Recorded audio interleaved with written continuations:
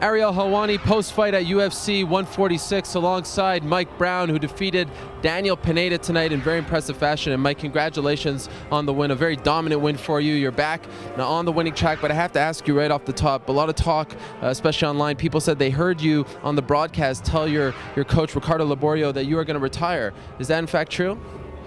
It was just something that I've been thinking about for the last 6 months or so. I'm getting near the end, and I didn't want to make any announcements until I've made my mind up, definitively, because I don't want to be the guy wishy-washy about it. But I'm going to give it a couple of weeks and decide. But I'm getting up there. I'm 36, and I don't know how much longer I'm going to go. But it's not for certain now. But I need to give it 2 weeks.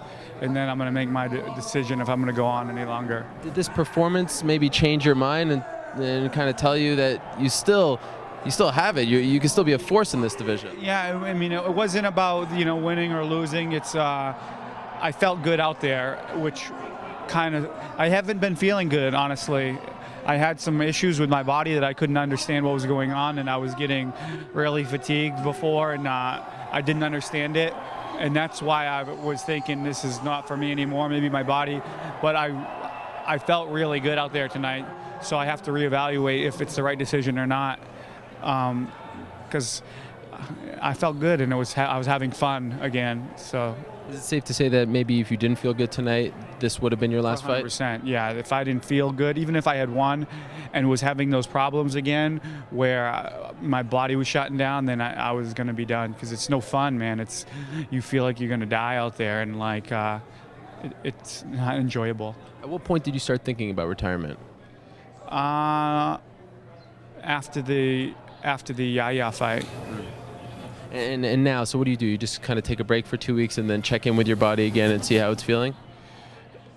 Yeah, I'm just going to make a decision, where I'm going to, what's next, talk to Laborio about, where I'm going to be on the team as far as, because I'm going to stick it with the game. I mean, this is my love, my passion.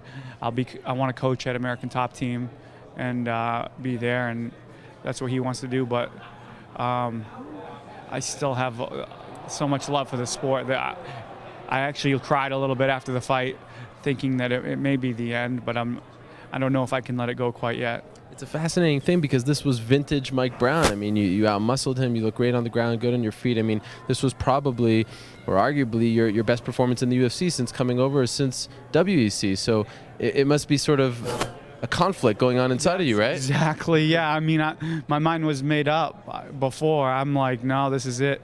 I told my close friends and, all my brothers and my girl and everyone that, man, this is it.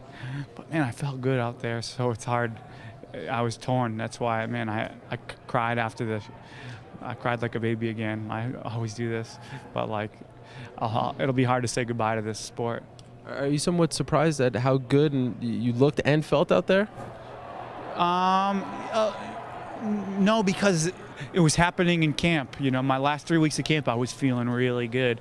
I felt unstoppable. I was putting fresh guys on me, 5 or 6 rounds, and I was not getting tired and throwing guys around and being very aggressive and dominating in training. So I thought it would translate into the fight. And it did, even though, I didn't completely dominate it. I think I lost the 3rd round. I made a mistake, and he got my back, which cost me a round, but I felt good doing it. Well, Mike, you're one of the greatest featherweights of all time. If this is the end, thank you for everything. I have a feeling it won't be. I think after a performance like that, I think we'll see you again. But if it is, I want to thank you for everything. Man, Ariel, thanks, man. You've always been a supporter of me, and I appreciate that. All right, best of luck to you, Mike, and hope we get to see you again, because tonight you showed that you do belong inside the octagon. Thank you. Thanks so much.